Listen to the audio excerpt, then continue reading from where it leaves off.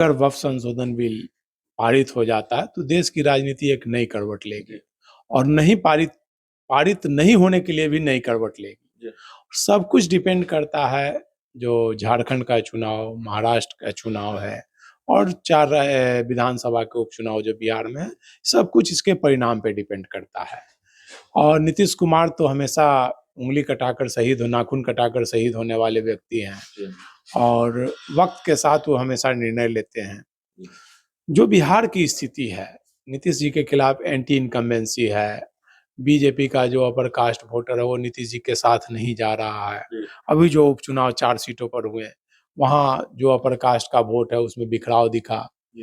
तो हम कैंडिडेट को नहीं मिल जदयू कैंडिडेट को नहीं मिला। अब चुनाव परिणाम अगर आते हैं, बीजेपी के कैंडिडेट तरारी से जीत जाते हैं, बीजेपी रामगढ़ अगर जीत जाती है और उसके बाद अगर जदयू बेलागंज हार जाती है, इमामगंज जीतनराम मांझी हार जाते हैं, तो एक नए समीकरण का खेल की शुरुआत होगी।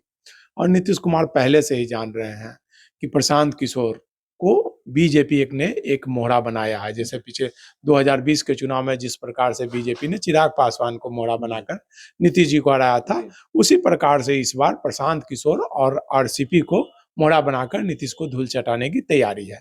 नीतीश कुमार जी यह बात भांप चुके हैं।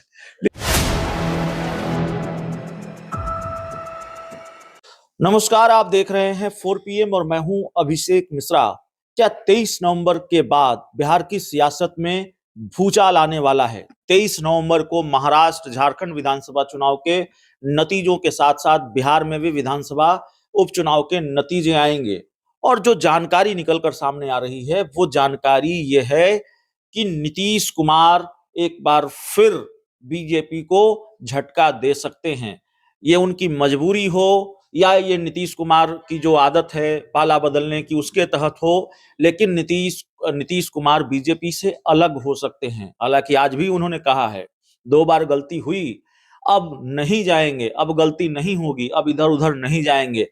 लेकिन जेडीयू सूत्रों के हवाले से ही जो खबर निकलकर सामने आ रही है वो खबर यह है कि वक्फ संशोधन अधिनियम बिल का जो मामला है वो उसका हाल या तो किसान बिल जैसा होगा, मोदी सरकार को बिल्कुल बैकफुट पर आना होगा, लेना होगा वापस, पीछे हटना होगा, या अगर पीछे नहीं हटी, बैकफुट पर नहीं आई मोदी सरकार, बीजेपी बैकफुट पर नहीं आई, तो फिर नीतीश, नायडू और चिराग जैसे दोस्तों को बीजेपी खो देगी। और इसकी तैयारी चल रही है सहयोगी दलों में, खासकर जेडीयू के अंदर भी इसकी तैयारी चल रही है।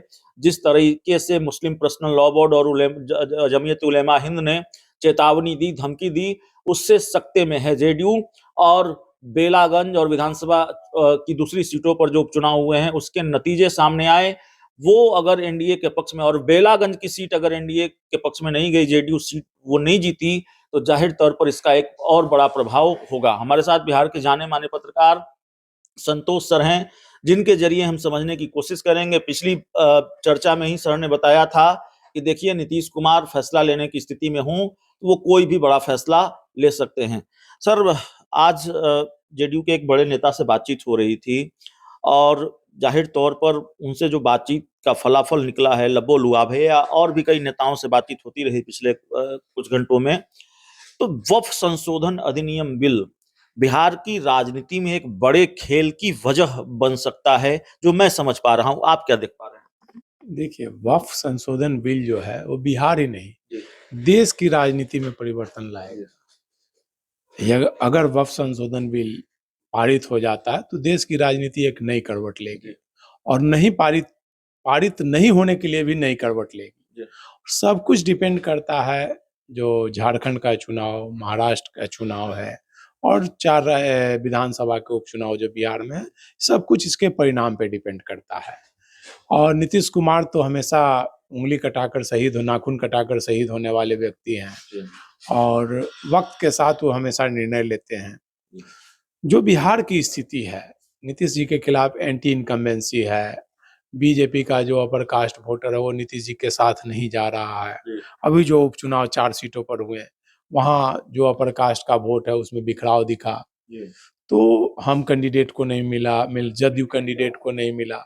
अब चुनाव परिणाम अगर आते हैं, बीजेपी कैंडिडेट तरारी से जीत जाते हैं, बीजेपी रामगढ़ अगर जीत जाती है और उसके बाद अगर जदयू बेलागंज हार जाती है, इमामगंज जीतन राम मांझी हार जाते हैं, तो एक नए समीकरण का खेल की शुरुआत होगी। और नीतीश कुमार पहले से ही जान रहे हैं कि प्रशांत किशोर को बीजेपी ने एक मोहरा बनाया है। जैसे पीछे 2020 के चुनाव में जिस प्रकार से बीजेपी ने चिराग पासवान को मोहरा बनाकर नीतीश जी को हराया था, उसी प्रकार से इस बार प्रशांत किशोर और आरसीपी को मोहरा बनाकर नीतीश को धूल चटाने की तैयारी है।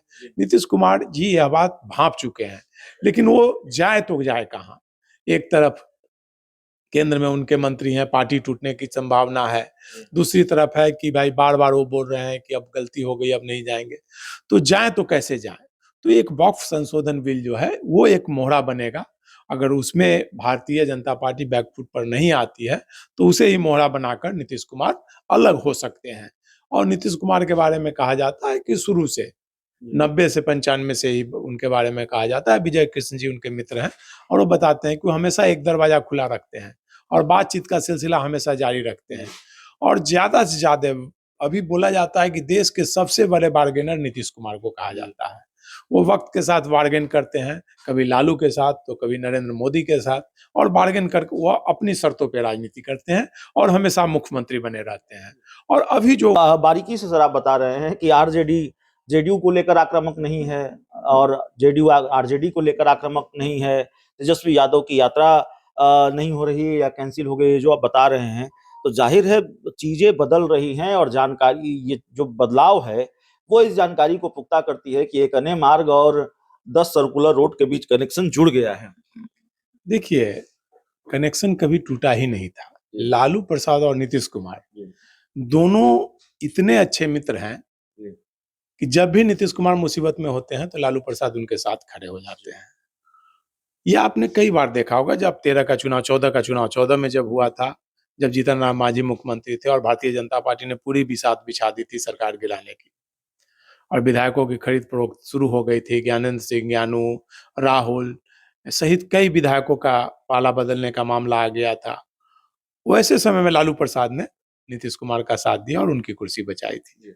उसके बाद फिर आप 20 के चुनाव के बाद जब आरसीपी को भारतीय जनता पार्टी ने मोहरा बना दिया था और नीतीश कुमार के तख्ता पलट की तैयारी हो चुकी थी, रातों रात तख्ता पलटने की तैयारी थी कि भाई अब तख्ता पलटाएगा। विधायकों की संख्या हो गई थी भाजपा ज्वाइन करने के, गवर्नर भी यहाँ राजभवन में थे, और नीतीश कुमार को भनक लगी और रातों रात किसी को भनक भी नहीं लगी और लालू प्रसाद फिर उनको समर्थन देकर फिर से मुख्यमंत्री बना दिया।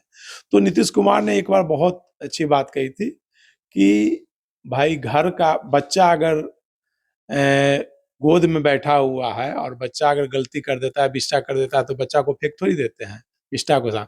तो नीतीश हमारे छोटे भाई हैं, उनसे गलती होती है तो हमारा बड़े भाई के रूप में उनको माफी देना हमारा काम है। तो आज भी स्थिति वही है। नीतीश कुमार जी अस्वस्थ भी हैं और भारतीय जनता पार्टी ने पूरी बिसात बिछा दी है उनको फिर से मिट्टी पलीत करने की। लेकिन फिर से वो लालू प्रसाद के शरण में, मुझे जो जानकारी है कि वो जा रहे हैं। और लेकिन इसमें इस बार नीतीश जी पहले वाले नीतीश जी नहीं है, उनके हाथ में सब कुछ नहीं है। उनके जो नवरत्न है, जो नौकरशाह है, उन्होंने उनको घेर रखा है। वो उनको निर्णय लेने देंगे या नहीं। अगर नीतीश कुमार निर्णय लेने की स्थिति में होंगे तो मुझे लगता है कि विधानसभा चुनाव के परिणाम के बाद नीतीश कुमार निश्चित तौर पर निर्णय लेंगे। और नीतीश कुमार जी की अभी जो स्थिति है, बोला जाता है कि नौकरशाह सरकार चला रहे हैं। मतलब आप ये कह रहे हैं कि बिहार विधानसभा चुनाव से पहले ही नीतीश कुमार और आरजेडी साथ साथ होंगे, मिलकर लड़ेंगे? निश्चित तौर पर अगर निर्णय लेना होगा तो वक्फ संशोधन बिल के मामले में नीतीश कुमार अगर निर्णय लेने की स्थिति में होंगे तो निश्चित तौर पर निर्णय लेंगे विधानसभा चुनाव परिणाम के बाद। अगर निर्णय लेने की स्थिति में नहीं होंगे, क्योंकि उनके साथ जो नवरत्न है वो भाजपा के विचारधारा के लोग हैं, चाहे संजय झा हो, चाहे अशोक चौधरी हो, चाहे विजय चौधरी हो, चाहे जो आईएएस अधिकारी हैं दीपक प्रसाद हो, सभी लोग भाजपा समर्थक माने जाते हैं।